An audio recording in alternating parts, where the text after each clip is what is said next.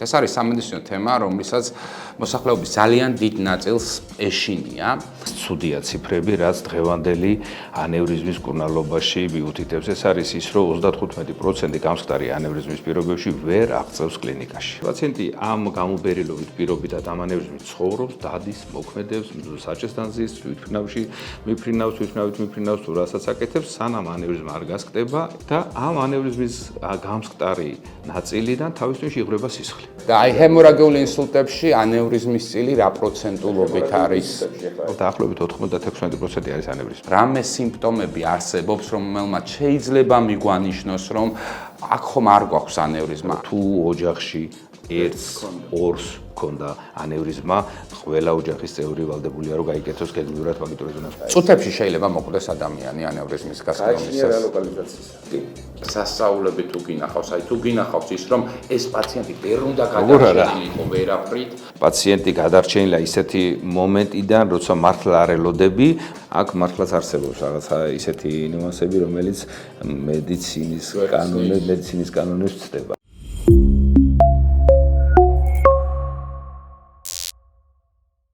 გამარჯობა, პარასკევის საღამოა და დღეს ჩვენ პოდკასტში ექიმ მიკროფონთან ძალიან საინტერესო თემა შემოგთავაზებთ. ეს არის სამედიცინო თემა, რომლისაც მოსახლეობის ძალიან დიდ ნაწილს ეშინია. დღეს ჩვენ ვისაუბრებთ თავის ტვინის სისხლძარღვოვან ანევრიზმებზე, რომელიც აი ხშირად გაგვიგია ხოლმე ხო ინფორმაცია, რომ აი უეცრად გარდაიცვალა ადამიანი, იყო ახალგაზრდა ადამიანი და შესაძლებელია თუ არა ამ დაავადებისგან თავის დაცვა პრევენცია. მოკლედ წინ ძალიან საინტერესო პოდკასტი გველოდება, ყველა თქვენ შეკითხვას გავცემთ პასუხს და ასევე მინდა გთხოვოთ აქვე რომ გამოიწეროთ ჩვენი YouTube-ის არხი, მოგვიწონოთ. იმიტომ ეს ჩვენთვის არის ძალიან დიდი мотиваცია, რომ ახალ-ახალი საინტერესო თემები და საინტერესო სტუმრები წარმოგიდგინოთ ხოლმე. დღეს ჩვენი გადაცემის სტუმარია კავკასიის მედიცინის ცენტრის ნეიროქირურგი, პროფესორი, მედიცინის დოქტორი, ბატონი მირზა ხინიკაძე. მირზა, მოგესალმები, დიდი მადლობა რომ ხარ დღეს ჩვენი გადაცემის სტუმარი. ამ თემას რომ გეგმავდით, პირველი ორივე შეთანხმების დროს, პირველი რაც თქვით რომ ვისაუბროთ მოდი ანევრიზმებზე, იმიტომ რომ ანევრიზმა თავისთავად ძალიან ბევრ ადამიანს აშინებს, იმიტომ რომ უეცარი სიკვდილის ერთ-ერთი შეიძლება მთავარი ვერ ვთქვათ, მაგრამ ერთ-ერთი განპირობებელი მიზეზი არის. ხო, მოგესალმებით. ნამდვილად ეს ცრუ ინფორმაცია არ არის, ეს არის დღეს ითვლება მსოფლიოში ერთ-ერთი სიკვდილიანობით ერთ-ერთი წამყვან პათოლოგიად. მიუხედავად იმისა, რომ მედიცინა განვითარდა, ტექნოლოგიები განვითარდა, დიაგნოსტიკა ძალიან წინ წავიდა, მიუხედავად ამისა, მაინც ცუდია ციფრები, რაც დღევანდელი ანევრიზმის მკურნალობაში მიუთითებს. ეს არის ის, რომ 35% გამსხდარი ანევრიზმის პირობებში ვერ აღწევს კლინიკაში. 35%.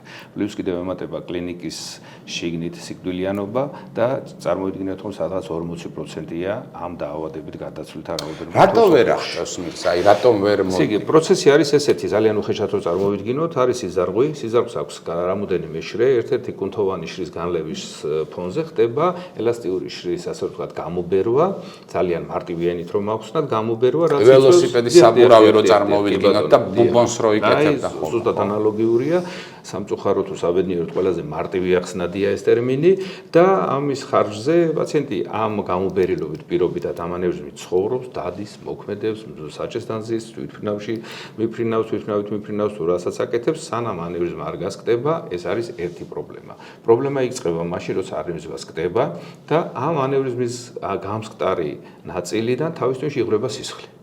ესე იგი წარმოიდგინეთ, რომ პირდაპირ პროპორციულია სისხლის ჩაღვრის რაოდენობაზე. თუ არის დიდი რაოდენობის თავის თვეში სისხლის ჩაღვრა, იწვევს პაციენტის ძიმე ნევროლოგიურ გამოხატულებას და შესაბამისად გამომდინარე აქედან თუ არის გემატომის მოცულობა დიდი, იწვევს რა თქმა უნდა პაციენტის გარდაცვალებას. მე ძალიან ახალგაზრდა მეგობარი დამეყובה ასე ანევრიზმით, აბსოლუტურად ჯანმრთელი გოგონა, რომელიც კი, სამწუხაროდ ახალგაზრდებში საკმაოდ აგრესიულად მიმდინარეობს, გამომდინარე იქედან, რომ შეიძლება ითქვას, რომ თავის ტვინის პასუხი ესეც შექცევაზე არის სულ სხვა, ვიდრე ვთქვათ, შედარებით უფრო ასაკიან პაციენტებში და ახალგაზრდებში ძალიან მწვავედ და ბევრ შემთხვევაში უფრო ცუდი გამოსავლით ხასიათდება, ვიდრე ვთქვათ, სხვა ასაკობრივ ჯგუფში.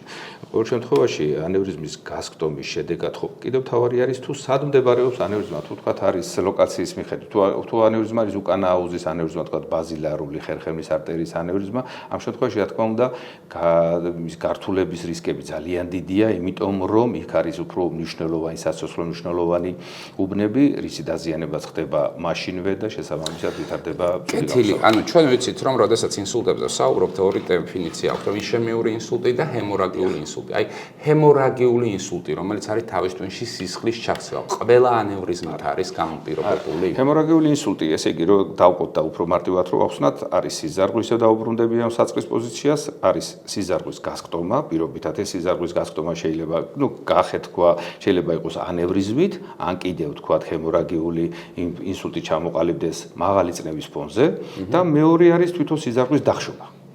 სიზარღვის დახშობა უკვე იქ ჰემორაგია არ არის, იშემია ყალიბდება, იმიტომ რომ და აი ჰემორაგიული ინსულტებში ანევრიზმის წილი რა პროცენტულობით არის? ჰემორაგიული ინსულტებში ახლა ესე იგი დაახლოებით სუბარახნოიდული სიშაქცევა თუ არის განვითარებული კომპიუტერული ტომოგრაფით დიაგნოსტირებული სუბარახნოიდული სიშაქცევა, სადღაც დაახლოებით 96% არის ანევრიზმი. 90, ამიტომ დაგისვით შეკითხვა, იმიტომ რომ როდესაც თავის ტვინში სიშაქცევა ხდება 96% შემთხვევაში ეს არის ანევრიზმი. არის სუბარახნოიდული სიშაქცევა, ეს არის ანევრიზმი. ახლა მთელი მსოფლიო მუშაობს ამაზე ძალიან დიდი კვლევებია ჩატარებული, ტარდება, ჩვენ ძალიან აქტიურად მონაწილეობთ საერთაშორისო, ასე რომ ვთქვათ, მოკვლევებში, კონგრესებში, კონფერენციებში და მსოფლიო შეჯერდა იმაზე, რომ დიაგნოსტირებული ანევრიზმა, ეგრეთ წოდებული გამსხდარი ანევრიზმის დროული მკურნალობა გაცილებით უფრო უკეთეს შედეგს ვაძლევს, ვიდრე უკვე კატასტროფაზე მისული მდგომარეობა. რა თქმა უნდა. იქ უკვე გართულება მოდი მაშინ ეს შეკითხვა მინდა დაგისვა, ანუ შენ ახსენე რომ ადამიანი დაფრინავს, მოგზაურობს, საჭესთან ზის, ის ვერაფერს ვერ გრძნობს და ერთ დღესაც შეიძლება ეს ანევრიზმა გასკდეს. ვერაფერს გრძნობის მიღმა, რამე სიმპტომები არსებობს, რომელმაც შეიძლება მიგვანიშნოს, რომ აქ ხომ არ გვაქვს ანევრიზმა, ან შეიძლება ეს იყოს თავის ტკივილი გამოხატული. ადამიანებსაც ხშირად უთქვავს, რომ აი თავის ტკივილის დროს რაღაცა უფეთქავთ თითქოს თავში. ეს მითია, რეალობაა, თუ აი რამე სიმპტომი მაინც რომ მიგანიშნდეს, რომ წახვიდე და გამოიკულიო. ყოველ შემთხვევაში ახლა თუ თქვა თავის ტვინის ქსოვილზე კომპრესიას, რომელიც იწვევს თავის ტკივილს, არის იმ შემთხვევაში თუ ანევრიზმის ზომა არის ძალიან დიდი. თუ დიდია ანევრიზმის ზომა, თქვა 2 სანტიმეტრზე მეტი, 2 სანტიმეტრი ნახევარი, რა თქმა უნდა თავის ტვინზე იწვევს თავის ტვინს კომპრემირებს და იწვევს შესაბამის თავის ტკივილის ზეწოლას და შესაბამის კლინიკურ სურათს. დანარჩენ შემთხვევაში დღეს საშუალოდ ანევრიზმების საშუალო ზომები, ასე რომ ვთქვათ, რომელიც ხდება, არის 7, 8, 10 მილიმეტრიანი, მილიმეტრნახევრიანი, 3 მილიმეტრი დიამეტრის ანევრიზმა. წარმოიდგინეთ ახლა რომ მილიმეტრნახევრიანი თუ კიდაც 5 მილიმეტრიანი ანევრიზმა, რომელიც არის ვთქვათ წინაშემოერთებელ არტერიაზე ან შუა არტერიაზე, ის კლინიკურად სანამ არ გასკდება არანაირ გამოხატულ კლინიკურ სურათს არ იძლევა. შეიძლება იყოს ვთქვათ შაკიკთან იყოს რაღაცნაირად დაკავშირებული, არის ძალიან ბევრი ასე ვთქვათ კავშირი, მაგრამ ისეთი პირდაპირი ძალიან რთულია. პირდაპირი ინდიკატორი არ აქვს. არის მაგალითად არის ეგრეთ წოდებული თირკმლის პათოლოგია, როცა არის თირკმლის კისტოზური დაავადება, იქ არის დიდი ალბათობა იმის, რომ მას ჰქონდეს თავის ტვინში ანევრიზმა. ეს უკვე ასე ანუ პირდაპირი კორელაცია არის თირკმლის კისტოზური დანლოს სინდრომის დროს. არის ეგრეთ წოდებული მითითება გაიდლაინში, ბოლო გაიდლაინი 2026 წლით არის დათარიღებული და ამ გაიდლაინის მიხედვით წერია ესეთ რაღაცა, რომ თუ ოჯახში ერთს ორს ქონდა ანევრიზმა, ყველა ოჯახის წევრი ვალდებულია რომ გაიგეთოს გენიურად მაგიტორიზება. კარგი, სიტყვა ვალდებულება ახსენე და ჩვენ ვიცით რომ არსებობს სავალდებულო სკრინინგები, ხომ? კონკრეტული მიმართულებით საშვილოს ნოსყელის სკრინინგი, ძუძუს კიბოს სკრინინგი, წინამდებარე ჯირკვლის სკრინინგი, ხომ? ბევრი სკრინინგი არსებობს ონკოლოგიური მიმართულებით. ციკლილობის თვალსაზრისით ანევრიზმები არც თუ ისე ჩამორჩებიან სხვა დაავადებებს. ფიქრობს თუ არა მსოფლიო ნეიროქირურგიული საზოგადოება მასთან დაკავშირებით, რომ ერთხელ მაინც ადამიანს ცხოვრებაში კონდეს გამოკვლეული თავის ტვინის სისხლძარღვოვანი სტრუქტურა. ყოველ შემთხვევაში ეგეთი დირექტიული გაიდლაინი რო თქვა არ არსებობს, მაგრამ ბოლო პერიოდში შეიძლება ითქვას, რომ განვითარდა იგივე შემიძლია ვთქვა კულტურა, სამედიცინო კულტურა, რამაც მიგვიყვანა იქამდე, რომ ძალიან მცირე რაოდენობა მოსახლეობის, რომელსაც არ ქონდეს თუ გინდაც ერთხელ თავისთვის მაგნიტური რეზონანსული ტომოგრაფია სიზარღვოვანი რეჟიმით გადაღებული. ეს არის ძალიან მარტივი გამოსახულება იმ მხრივ, რომ ის არ არის არც დასხივება, ეს არც იმ 2 მილიმეტრიან ანევრიზმასაც აჩვენებს, ხო, მაგრამ აი შენ საუბრის დასაწყისში, როდესაც ანევრიზმის განმარტებას ხსნიდი, ახსენე, რომ ეს არის კუნთოვანი შრის განლევაო. ანევრიზმა შეიძლება იყოს თანდაყოლილი და ასევე შეძენილიც, ხომ? ამ შემთხვევაში თანაფარდობები როგორი არის? აი ნახეთ, დღევანდელი გაიდლაინის მიხედვით გარკვეული ზომის ანევრიზმებზე შეიძლება დაკვირვების წარმოება. ვთქვათ 4 მმ-მდე 3 მმ ანევრიზმა შეიძლება რომ დავაკვირდეთ, გააჩნია რა ლოკალიზაციისა და მე ყოველთვის ესე ურჩევ ჩემ პაციენტებს, რომ სადაც უნდა გადაწყდეს, ვთქვათ ქირურგიის საკითხი, თუ ქირურგიის რისკი უფრო მაღალია ვიდრე პაციენტის ბუნებრივად მიმდინარეობის რისკთან მიმართებაში, შეიძლება რომ ჩაითვალოს მისი დაკვირვება. პაციენტზე მოხდეს დაკვირვება, 6 თვეში ერთხელ მოხდეს მაგნიტური რეზონანსული ტომოგრაფიის გადაღება, ან კიდევ კომპიუტერული ანგიოგრაფიის გაკეთება, თუ გინდა დიგიტალური ანგიოგრაფიის გადაღება, რაც გვაძლევს დინამიკაში ცვლილებების დაფიქსირების შესაძლებლობას. ანუ ყველა ანევრიზმა, რო შევჯერდეთ, არ არის საოპერაციო. კი ბატონო, ყველა ანევრიზმა არ არის საოპერაციო, გააჩნია არის ანევრიზმების ლოკალიზაცია, სადაც მისი ოპერაციის რისკი გაცილებით უფრო მაღალია ქირურგიული ჩარევის რისკი, ზომიდან გამომდინარე, მისი ლოკალიზაციიდან გამომდინარე, შესაძლებელია რომ ეს იყოს დაკვირვების ქვეშ. ოღონდ ამას მიუთითებს ის, რომ პაციენტი ამ პერიოდში უნდა აკონტროლდეს მის ჰიპერტენზიას აქვს თუ არა, წნევის კონტროლი აუცილებელია, გარკვეული რეჟიმი, სიგარეტი, კატეგორიულად ამოღებული ალკოჰოლის მიღება, რომ იყოს ფაქტიურად, აი მაქსიმალურად კომფორტულ გარემოში რომ არ მოხდეს ანევრიზმის გასხდომა. გასაგებია. ხო, და 6 თვე, ყოველ 6 თვეში ერთხელ რეკომენდებულია რომ მივიდეს ეკითა. კი, მე პრაქტიკულად მაქვს ესეთი ძალიან ბევრი პაციენტებია, რომლის ანევრიზმა არის თქვა 2 მმ ნახევარი შიგნითა საძილე არტერიის ისეთ უბანში, სადაც თქვა მისი გამოთიშვის ქირურგიული ჩარევის მაღალი რისკია. პირველი 6 თვე, შემდეგ შეიძლება 1 წლის შემდეგ მოხდეს მისი განმეორებითი გამოკვლევა და გარკვეული პერიოდი თქვა რაღაცა 3-4-5 წლის განმავლობაში ვაკვირდებით. თუ ანევრიზმა ფორმა არ შეიცვალა, ზომაში არ გაიზარდა, ამ შემთხვევაში შეიძლება ითქვას, რომ ქირურგიული ჩარევის აქტივობა არ განეხილება. კარგი, აი ქირურგიული ჩარევის რისკებზე ახსენე შენ და ეხა რა მინდა კითხო იცი, იმიტომ რომ ეხა ადამიანები, რომლებიც გვისმენენ, ალბათ ფიქრობ, ვისაც ანევრიზმა აქვს, შეიძლება, ანუ ნებისმიერ სამედიცინო манипуляციას, ინტერვენციულ манипуляციას თავისი რისკები აქვს.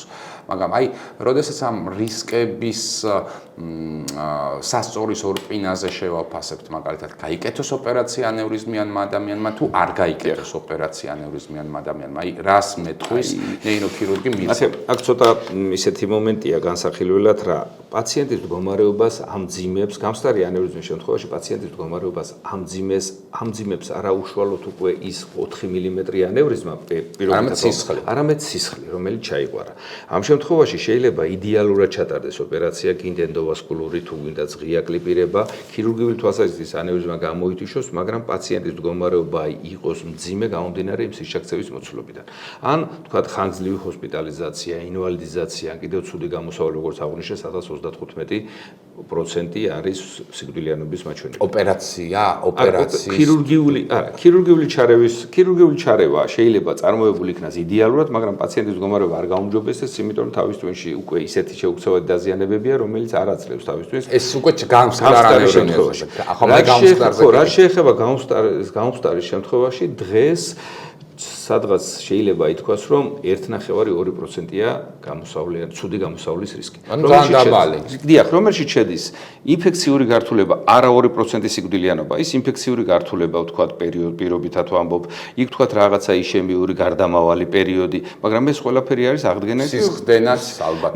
განმეორებით, ახლა დღეს შემიძლია გითხრათ, რომ დღევანდელი ტექნოლოგიების პირობებში, რაც ჩვენთან არის საქართველოში დანერგილი, შეიძლება ითქვას, რომ შემდეგი განმეორებითი სისხლდენის რისკი და განმეორებითი ანევრიზმის გასკვნის რისკი მაქსიმალურად არის მინიმიზირებული, იმიტომ რომ დღეს ჩვენ გვაქვს იმის შესაძლებლობა, რომ დღეს თუ თქვა ენდოვასკულურად ხდება ანევრიზმის გამოთიშვა სიზარს შიგნიდან, ენდოვასკულურად ხდება ანევრიზმის გამოთიშვა, ან კიდევ კლიპირებით, ამის შესატყვისი არსებობს როგორც ტექნოლოგიური, ასევე სამედიცინო აღჭურვილობა, რაც შესაძლებლობას გვაძლევს, რომ იგივე ხარისხის ოპერაცია ჩატარდეს. აი თუნდაც ის ქოილი, რომელსაც მე ვიყენებ ენდოვასკულურად ანევრიზმის გამოთიშვისთვის, ეს არის ამერიკული წარმოების წამყვანი, მსოფლიოს წამყვანი კომპანიების, რომლებიც იმის მაქსიმალურ გარანტიას იძლევა, რომ ის სახარჯი მასალა არის იდეალური და ხარისხიანი.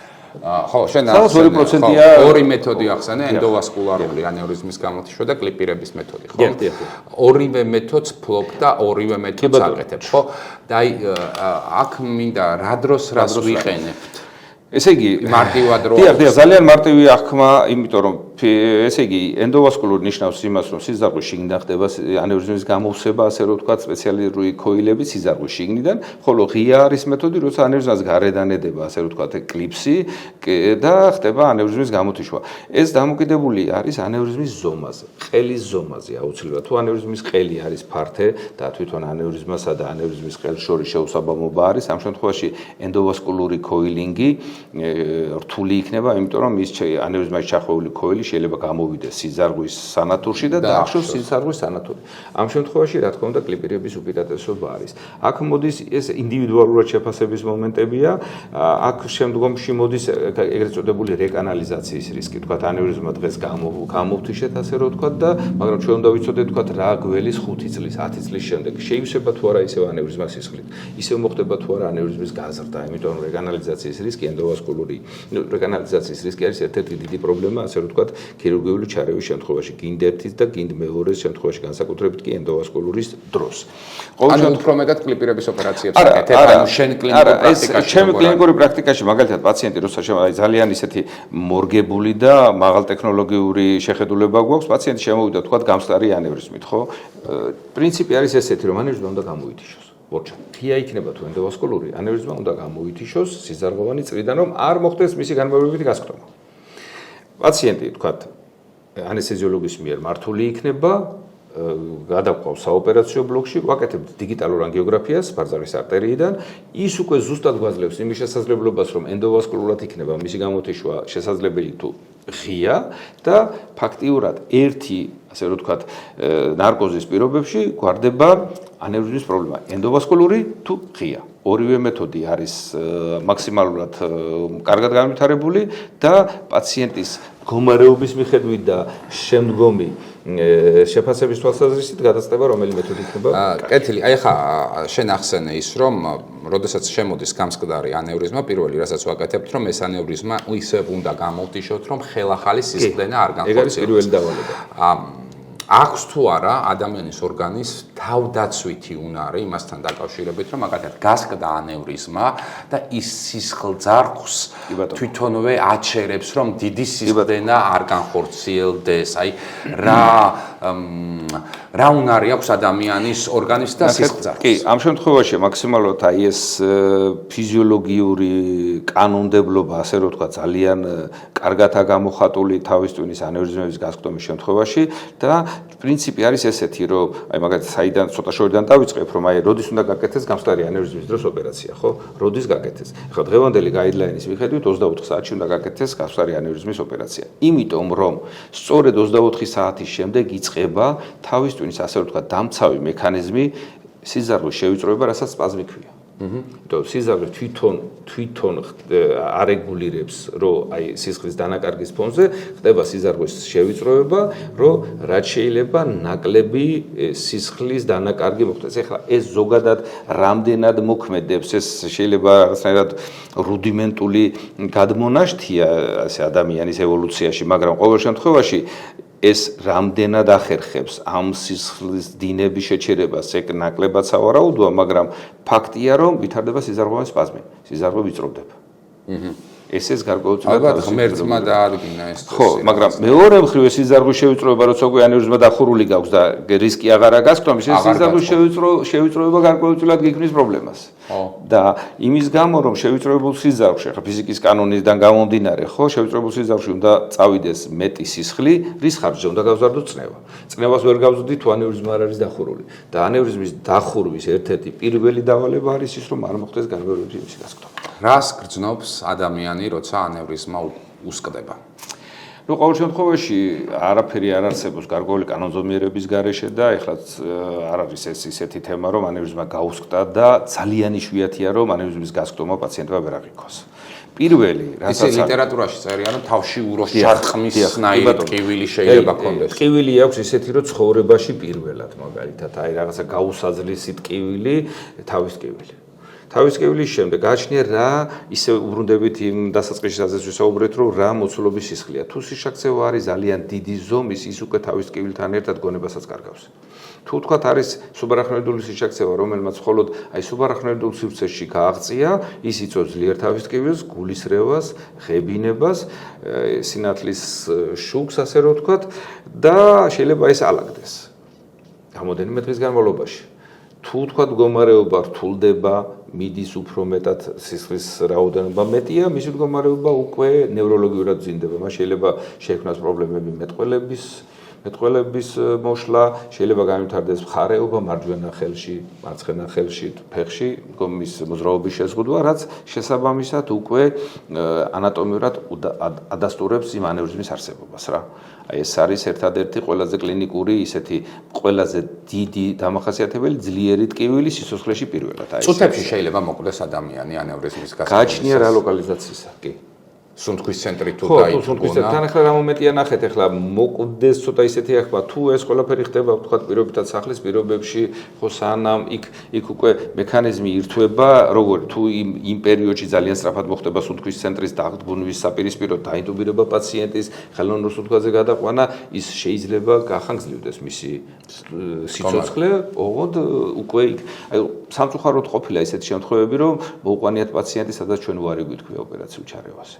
იმიტომ რომ მისი მდგომარეობა იყო ტერმინალური და ამ შემთხვევაში უკვე ქირურგიული ჩარევა აზრი არ აქვს, აი გამოსავალთან მიმართებაში აზრი არ აქვს. პირველადი დახმარება თუ არსებობს ასეთ დროს წნევის კონტროლი, ახლა არ უნდა მოხდეს მეორადი გართულება, იგივე თქვათ, როცა ხდება გონების კარგვა, არ უნდა მოხდეს, სუნთქვის გაჩერება, უნდა მოხდეს, ესე იგი, სასუნთქი გზების, ასე რომ თქვათ, მაქსიმალურად დაცვა, რო არ მოხდეს გადაცდომა და სასწრაფოდ მისი კლინიკაში ტრანსპორტირება. აი, როგორც ისეთი, რომ აი პირდაპირ თუ არ ჩავთვლით იმ სტანდარტულ სასიცოცხლო პირველად დახმარებას, თქვათ გულყრა თუ მოუვიდა, შეიძლება გულყრაც იყოს ეპილეფსიური, თუ გულყრა მოუვიდა, თქვათ პაციენტის ისეთ მდგომარეობაში გადაყვანას, რომ დროულად მოხდეს სტაციონარში.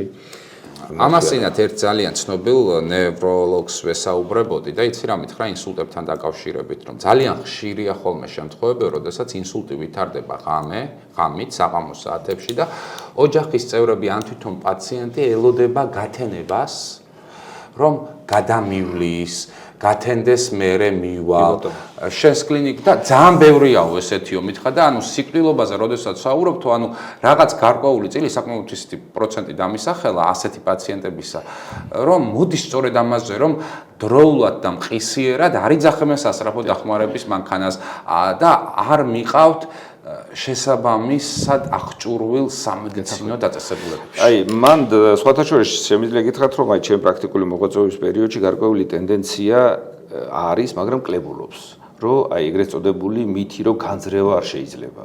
ხო, აი პაციენტის არ შეიძლება გადაყვანა, უნდა იწვევს პირიქით. მაქსიმალურად უნდა მოხდეს დროულად პაციენტის სპეციალიზირებულ კლინიკაში გადაყვანა, სადაც უნდა მოხდეს შესაბამისად მისი მკურნალობის გაწერა. ეხლა აქ არის ორი პრობლემა. ერთი, პაციენტის დროულად გადაყვანა კლინიკაში და მეორე პრობლემა არის, რომ რომელ კლინიკაში. ახლა თუ თქვათ იშემიური ინსულტი, რომელსაც ძალიან პატარა ფანჯარა აქვს, თქვათ ანევრიზმული სუბარახნევიდული სიშაქცევის დროს თუ თქვათ ჩვენ გვაქვს ოპერაციის გაკეთების შესაძლებლობა 6 საათში, 24 საათში, პირობითად 48 საათში, ხომ ანევრიზმის გამო. ლიმიტირებული დრო აქვს. ის ლიმიტირებული 6 საათში არის ყველაზე კარგი ფანჯარა. მერე 6-16, 6-24. 24-ის ზემოთ აბსოლუტურად შეუძლებელია უკვე. რაც უფრო დრო გადის, მით უფრო კლებულობს, ასე ვთქვათ, გადარჩენადი პაციენტების რაოდენობა, ხო? ამ შემთხვევაში პირიქით უნდა მოხდეს ამ პაციენტების პირველ რიგში მიყვანა, ოღონდ მიყვანა იმ კლინიკაში, სადაც არის სპეციალიზირებული ინსულტის მართვა, იციან კარგი ნეიროქირურგიული გუნდი. ამ წელს ამ თვეში ხო საკმაოდ ბევრი პაციენტები ყავდა ტრომბექტომიით. ტრომბექტომია ეს არის ესე იგი აქ ცოტა უფრო სხვა პროცესი შემოდის, რაც გულისხმობს იმაში, რომ ეს ისემიური ინსულტების დროს რო გამარტება გავაკეთოთ. აი მაგალითად ტრომბი მოწყდა სადღაც, მოცემცემი არითმია, კიდევ საძილე არტერიის ოკლუზი, სტენოზების დროს, თქვათ ხო, მოწყდა ტრომბი და დიდი დიამეტრის სიზავში გაიარა თავისუფლად და პატარა დიამეტრის სიზავში გაიჭედა. ეს პატარა დიამეტრის სიზარღვე არის თავისუფლი შუა არტერია უმრავლეს შემთხვევაში, საძილე არტერია უმრავლეს შემთხვევაში, ბაზილარული არტერია და ფაქტობრივად წარმოიდგინეთ, რომ აი დაახშული პროცესის იქეთ უკვე სისხლი აღარ მიეწოდება და ყდება ტვინის ქსოვილი. ამ შემთხვევაში უკვე აქაც არის დროული ჩარევა, დროულად უნდა მოხდეს. იგივე პროცედურა ბარძაყის არტერიიდან უნდა მიხვიდე და ეს ტრომბი უნდა გამოიღო. რომ აღადგინო სისხლის მაგრამ აქაც მნიშვნელოვანია როდის უნდა აღადგინო. ეგ არის ყველაზე მთავარი და აღადგენ თუ არა, შენ თუ კლინიკაში არა გაქვს ის სახაჯი, რომელიც მაღალ ტექნოლოგიურია და დღეს შემიძლია სიამაყრით თქვა, რომ თუ დღეს სადმე არსებობს საქართველოში ამ მიმართულებით ტექნოლოგიური ხარდაჭერა, ხო?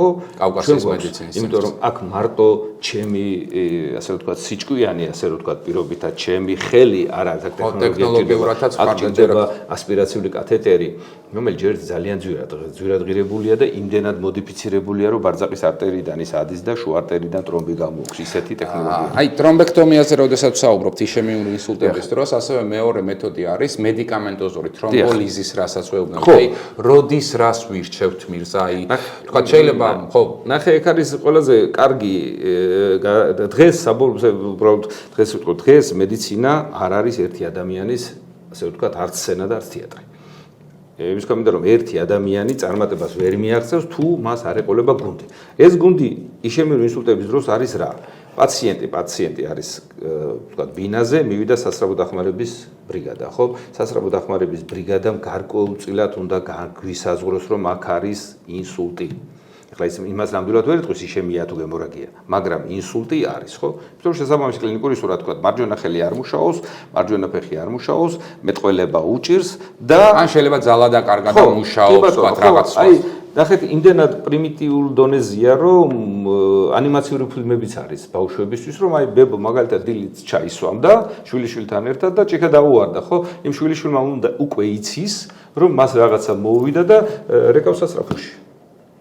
ერთი არის რომ პაციენტი დროულად იქნას გამოყვანილი და მეორე რომ მიყვანილი იქნას იმ კლინიკაში, სადაც არის emergency, სადაც დახვდება მას ექიმი, რომელიც ეგრევე მიიტანს შემევრ ინსულტზე, გაუკეთებს კომპიუტერულ ტომოგრაფიას, თუ ჩვენ ფანჯარაში ვეტევით დაწყებიდან 4 საათნახევარი და არის ტრომბოზი, ჩვეულებრივად კეთდება თრომბოლიზისი. მაგრამ თრომბოლიზისი მედიკამენტოზური. ხო, მას აქვს გაწერილი საკმაოდ ისეთი პროტოკოლი.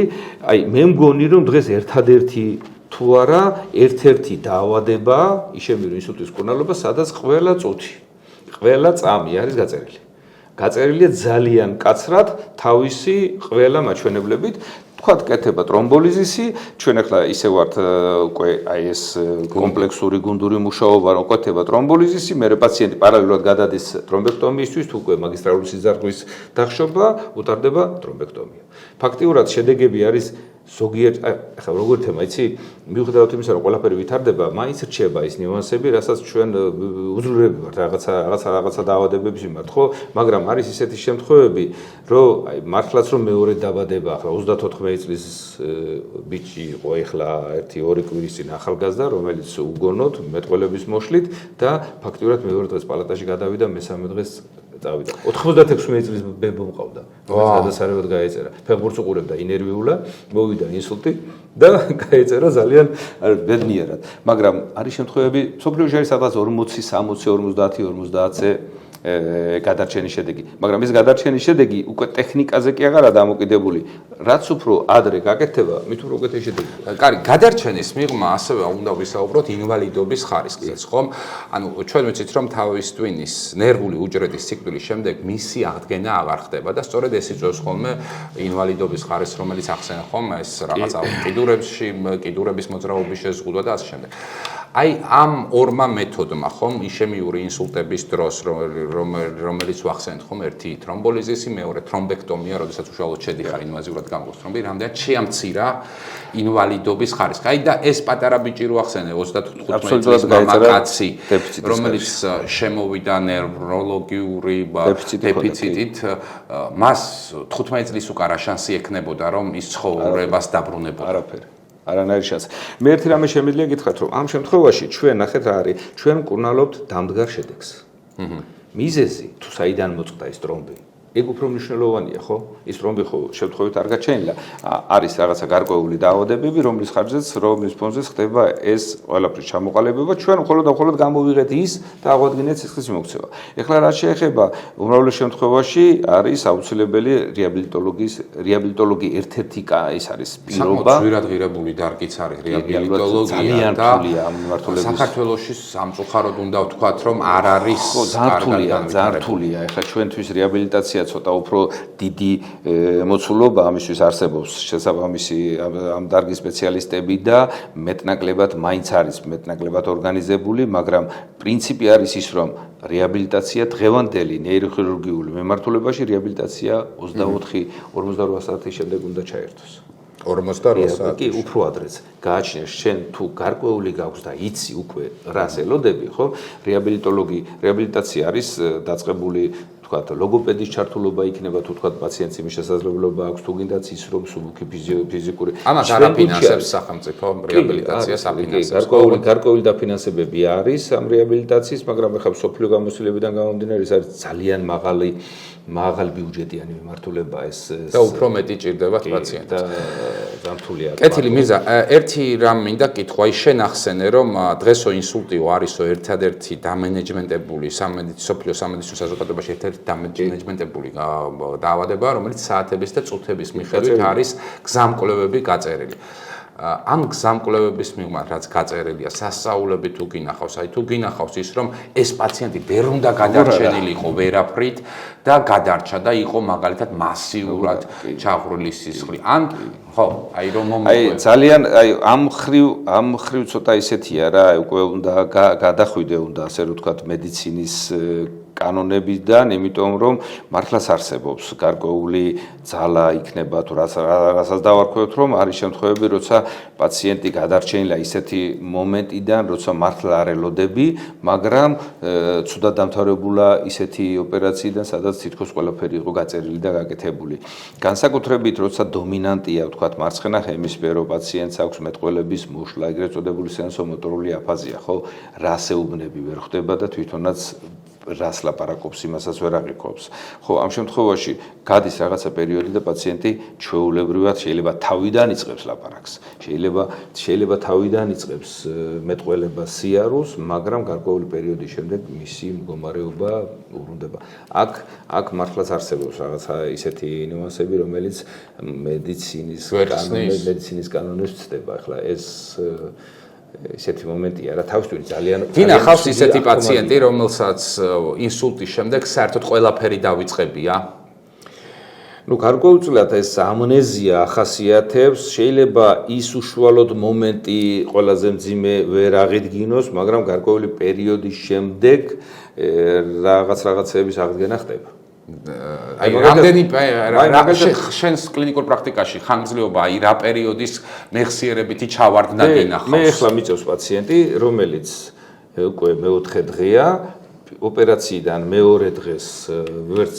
შვილი ვერ იცნო მე მით უმეტეს მე უკვე მეორე დღეს უფრო უკეთესად და დღეს აბსოლუტურად ადეკვატურია. ახლა შეიძლება ეს განვითარდეს რაღაცა 3-4 დღის განმავლობაში, მაგრამ თუ მასიურად არის ფუნქციურად აქტიური უბნები, ახლა თავის ტვინში რაც არ უნდა ჩვენ კაზუისტიკაზე ვისაუბროთ, არსებობს თავის ტვინში ზონა, რომელიც პასუხისმგებელია მეტყველებაზე. ის თუ დაზიანდა, მეტყველება შესაბამისად უნდა დაზიანდეს. უბრალოდ აქ ხდება სხვა კოლატერალების ხარჯზე, სხვა სიზარღვების ხარჯზე, ასე რომ ვთქვათ, იმ მკვდარი ეგრეთ წოდებული უბნების პასუხისმგებლობის. საუბრის დასაწყისში ჩვენ ახსენეთ, რომ ახალგაზრდებსა და ახანდაზმულებს შორის სხვადასხვანაირი კლინიკური მიმდინარეობა აქვს, მაგალითად ანევრიზმების გახედვას და ინსულტებსაც. ინსულტები პირიქით, ინსულტში ბოდიში ინსულტების ძირითადი 90% ინსულტების არის ასაკიანი პაციენტები. 70 ზემოთ 68 და თან დატვირთული ანამნეზით, აი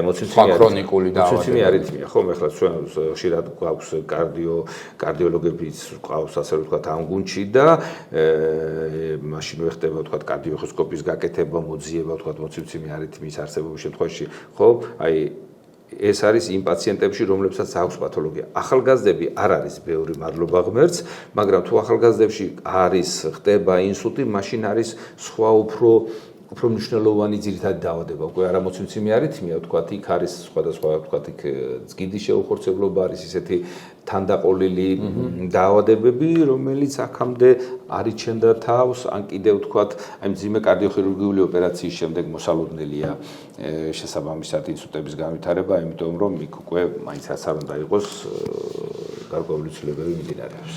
და ასაკთან დაკავშირებით კითხე და ახალგაზრდებში ნაკლებია იშემიური ინსულტის განვითარება, გაცილებით ნაკლებია, ერთეული შემთხვევები შეიძლება თქვა, შეიძლება იყოს მართლაც ერთეული შემთხვევები, მაგრამ სუბარachnoidული სიშაქცევებში პირიქით ისეთია რა 45-60 წლის ახალგაზრდა დაავადება ანევრიზმები ცოტა სხვა სტრუქტურულად მიმდინარეობს. იშემიურ ინსულტებზე, როდესაც საუბრობდი, მე მინდა ასევე შეკითხვა დაგისვა წამალდამოკიდებულ ადამიანებზე, რომლებიც ნარკოტიკულ საშუალებებს მოიხმარენ. თუ არსებობს რაიმე ტიპის კვლევა იმასთან დაკავშირებით, რომ ამ ადამიანებში ეს გართულებები უფრო ხშირია.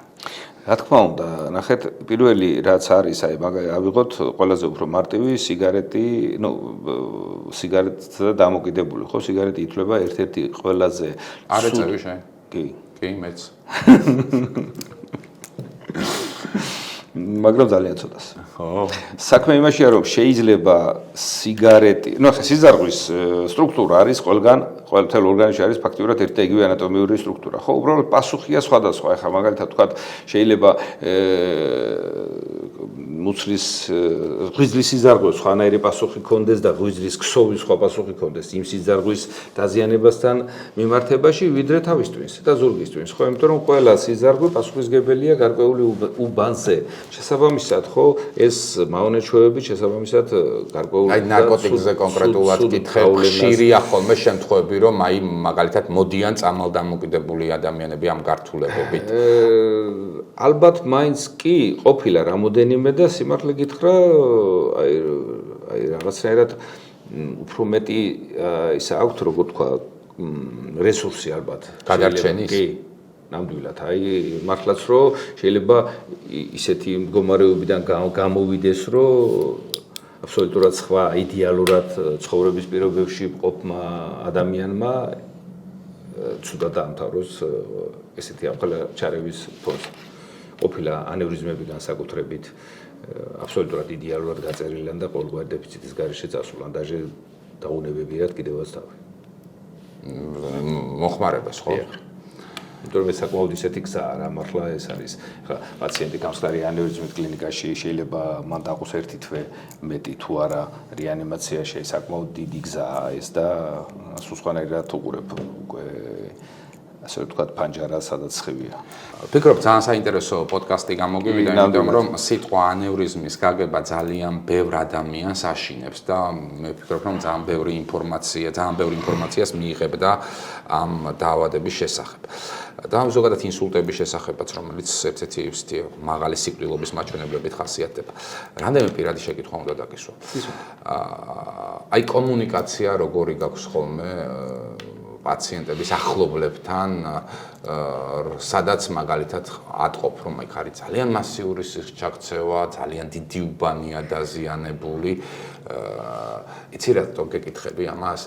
აი საზოგადოებაში გავრცელებული აზრი არის რომ ეს ადამიანი მცენარედ დარჩება თუ არ დარჩება. აი ამ პროგნოზებს როგორ სხვათა შორის სიმართლე რომ გითხრა, აი პირველივე წუთიდან როცა დავიწყეთ საუბარი, გარკვეულწილად ეგ კომუნიკაციის პრობლემა ზოგადად არსებობს და ძალიან კარგია რომ ეგეთი კითხვა დამისვი. იმიტომ რომ დღეს პრობლემა პაციენტსა და ექიმს შორის მხოლოდ და მხოლოდ არის ერთადერთი კომუნიკაციის დონეზე. აი თითქოს სრულმანია, იდეალურად კეთდება ყველაფერი, საოპერაციოში ვთქვათ, გაკეთდა საუკეთესო ხარისხის ძაფი იქნება გამოყენებული, აკიდევ სახარჯი მასალა, მაგრამ პაციენტი მაინც უკვე ყოფილიყო, იმიტომ რომ ვერ დამელაპარაკა, ან კი დამელაპარაკა, მაგრამ ვერ ამიხსნა.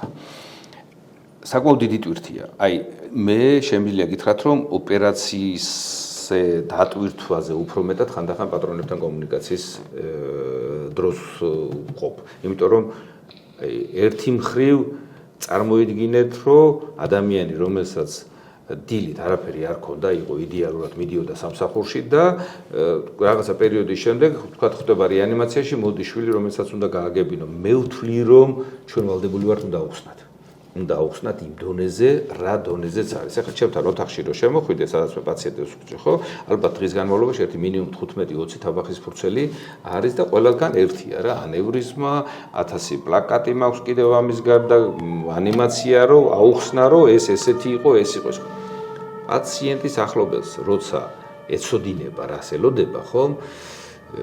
ძალიან იშვიათია რომ პრობლემები შეგექმნას, იმიტომ რომ და ცრომოლოდინებიც ახლა მისი. უნდა აუხსნა, უნდა იცოდეს, აი ეს არის რომ ნახე ის პროცენტი, რაც მე ვთქვი 35-40%, ეს არ არის ჩვენი სტატისტიკა, ეს არის მსოფლიო სტატისტიკა, წამყვანი ამერიკული, ევროპული ძალიან დიდი კლინიკების ანალიზით, ხო?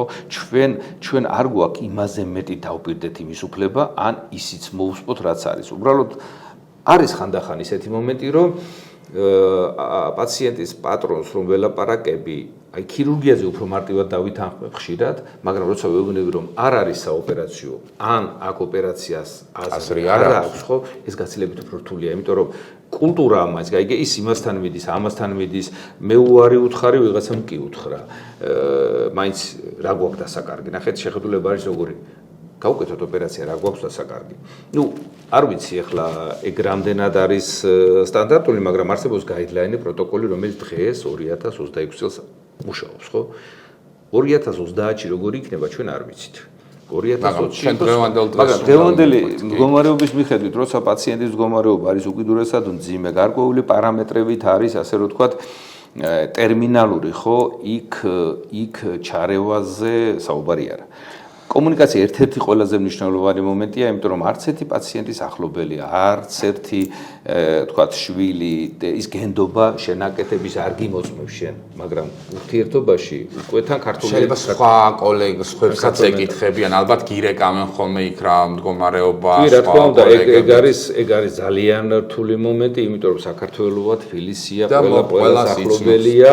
მე მაგალითად ამ მხრივ ვარ ძალიან ღია, მე ძალიან მოხარული ვარ, ახლა მე ხშირ შემთხვევაში მომიკითხია ხო პაციენტის მდგომარეობა სხვა მიმართულებით და აი გიგზნია რომ რაღაცნაირად აი თვითონ ინფორმაცია ხო მე პირიქით მე თუ ვინმე გამოჩდება კიდევ ისეთი ვისთანაც მე შემიძლია აზრი გავიზიარო და გავაზიარო ხო რა თქმა უნდა გადაწყვეტილებას მეგობრობ მაგრამ ეს გაცილებით უფრო უკეთესია პაციენტის რა თქმა უნდა ხო ეს ძალიან კარგი უნდარია მირზა ასევე მინდა გკითხო რა იცი რომ აი ისო მცენარეს რომ დაუბრუნდე თუ თავის ტვინი მოკვდა შესაბამისი მხარდაჭერის პირობებში როდესაც ესეთი პაციენტები არიან საქართველოში წავთ ხოლმე სახლებშიც გაწერილები და ამ ადამიანებს რაღაცნაირად აცოცხლებენ აი შესაძლოა აი აქ რა დამოკიდებულება გაქვს შენ და რამდენად შეიძლება აი მკვდარი თავის ტვინის მქონე ადამიანს გულის გერა წლების შეუნარჩუნო. კი, განსაკუთრებით თუ ახალგაზრდა მას აქვს იმის შესაძლებლობა, იმიტომ რომ მკვდება თავის ტვინის ქერქი, თქვა თავის ტვინი დანარჩენი, თქვა შეიძლება იმას უთქვაც კი აღადგინოს რაღაცა პერიოდის შემდეგ, მაგრამ თვითონ ცნობიერების დონე იყოს მაქსიმალურად მინიმიზირებული.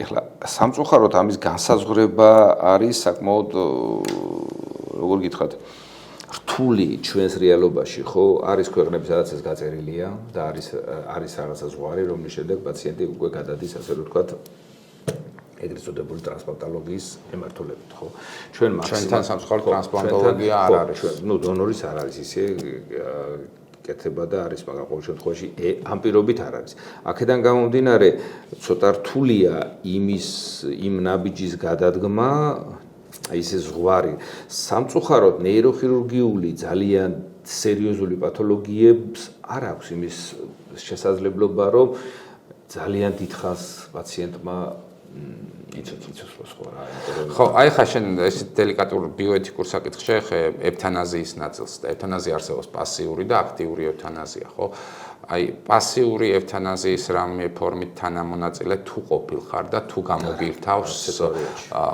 ეს მე შემიძლია გითხრათ ჩვენი წინა თაობის ექიმებისგანაც როცა შეიძლებოდა მაშინაც კი აი მე საუბარი მაქვს იმაზე რომ მაშინაც კი ისეთი ის იყო რა ეს გამოსისხლ სამართლის საქმეა და ჩვენ არ გვაქვს მაგის უფლება ჩვენი ახ მე არა ვარ რეანიმატოლოგი არა ვარ ანესთეზიოლოგი და მამხრივი პროფესიონალი მაგრამ მე შემიძლია გითხრა რომ ჩვენი აქტიურობა კლებულობს პაციენტის მდგომარეობის გაუარესების პარალელურად ხო აი მაგალითად თქვა იგივე წნევის კორექცია თუ თავისით არ ხდება ვამატებთ გარკვეულწილად პრეპარატებს თუ კიდევ კლებულობს კიდევ ვამატებთ მაგრამ ყველგან არსებობს გარკვეული ზღვარი და პროტოკოლი რა ის რომ აპარატიდან გამორთო ის რომ თქვა რაღაცა და არაფერი ეგეთი გამორიცხული არც ხდება და არც ყოფილა ხო რა ვიცი ახლა ხანამას წინათ ვფიქრობდი რა ესე ცხოვრების სცენარეთ ყოფნას რა ვიცი მე პირადად მირჩევნია რომ შეიძლება გამომხდონ იცი ახლა არ ვიცი რამდენად დაემთხვა მაგრამ მე დღეს მყავდა პაციენტი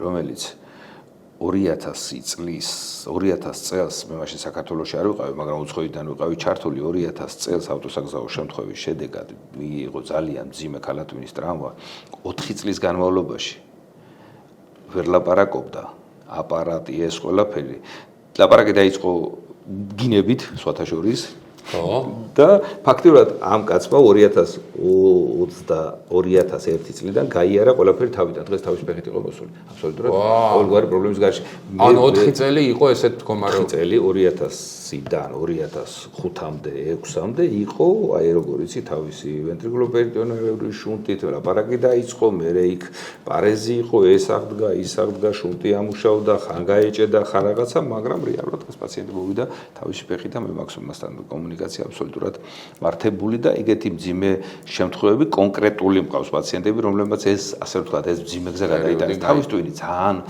რთული უცნაური და რთულია მაგრამ ეხლა მეორეს გეტყვი დღეს მე ხა გზაში რომ მოვიდოდი გამომიგზავნეს ერთ-ერთი კლინიკიდან კვლევა კომპიუტერული ტომოგრაფია სადაც უკანა ნათხემი არის იმპაქტი ნათხემის იმპაქტი ფაქტიურად უკანა აუზი არის შავი ასე ვთქვათ რადიოლოგიური ცუდი ტერმინია აქედან არაფერი არ გამოვა იმიტომ რომ ფაქტიურად უკანა აუზის ტრომბოზია და იქ ტვინის ქსოვილი უკვე არის ჩამოყალიბებული იმპაქტით.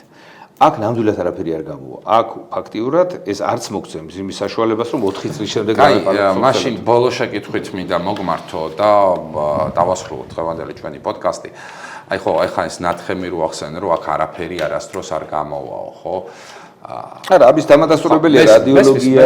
კი ბატონო, და წინ მოახსენეთ აი ეს ავტოსაგზაო შემთხვევა ბიჭის, რომელიც 4 წლის განმავლობაში ფაქტობრივად ფუნქციოდ იყო და დღეს თავით დადის და უვლიდნენ კარგად.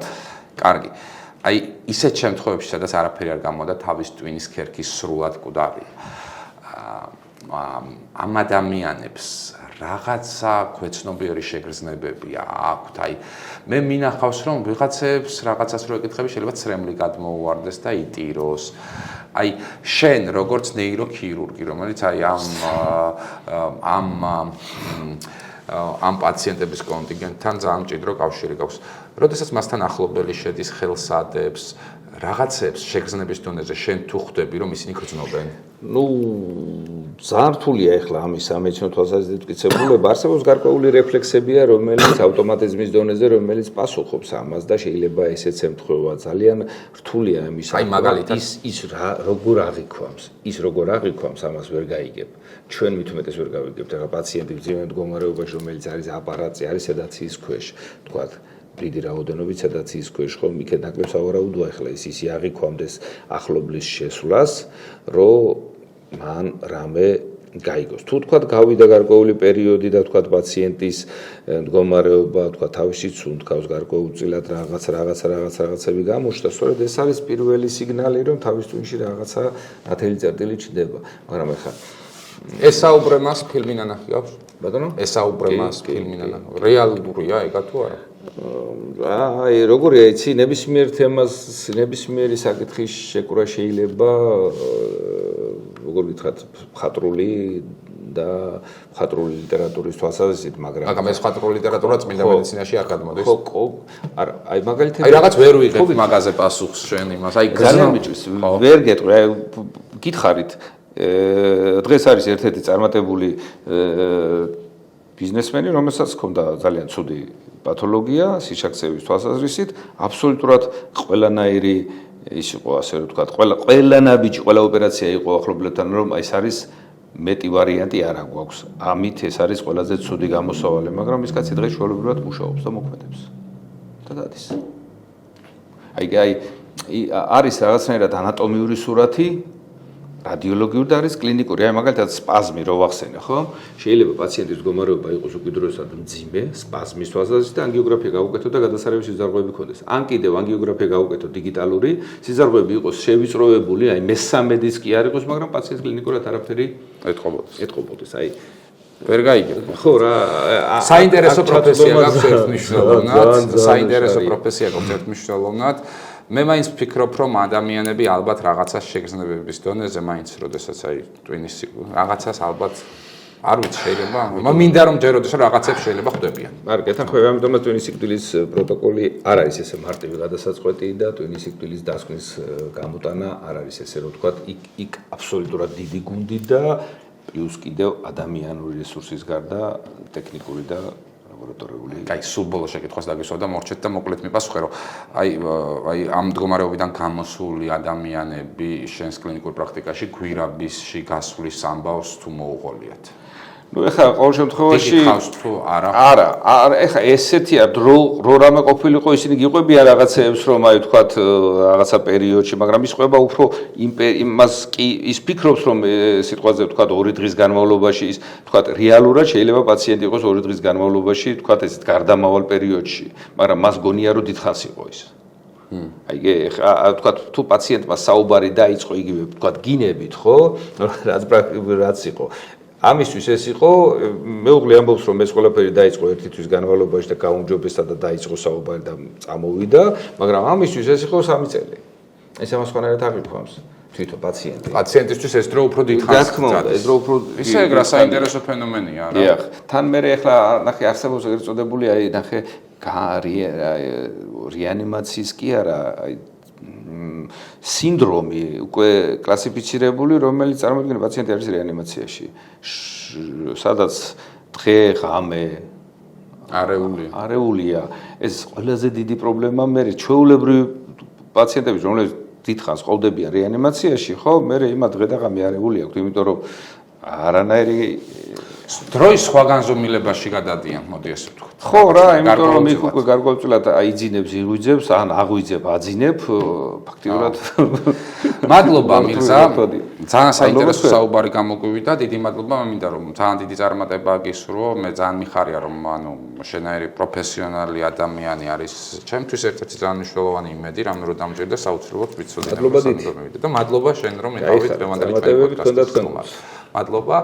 ასეთი იყო დღევანდელი პოდკასტი. ექიმი მიკროფონთან მე ერთი კვირით გემშვიდობებით და კიდევ ერთხელ მინდა გთხოვოთ რომ გამოიწეროთ ჩვენი YouTube-ის არხი და ლაიქოთ. ეს ჩვენთვის არის ძალიან დიდი мотиваცია რომ ახალ-ახალი საინტერესო თემები წარმოგიდგინოთ ხოლმე. ნახვამდის.